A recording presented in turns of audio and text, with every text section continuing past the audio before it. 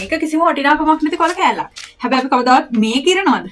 නැහැ අපි මේ කිරන්නේ නැහැ. මොකද මේක අපිට වටිනවා. මේ නෝට්ටු කියන එක පටන් ගත්තෙත් මාර ලස්සන කතාවක් එක්ක.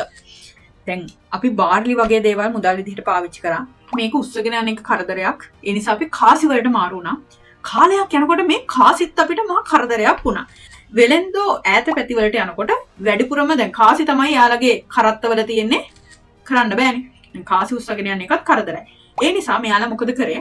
මෙයාලා එකතු වෙලා පොඩි සිස්ටම් එකක් හදාගත්තා.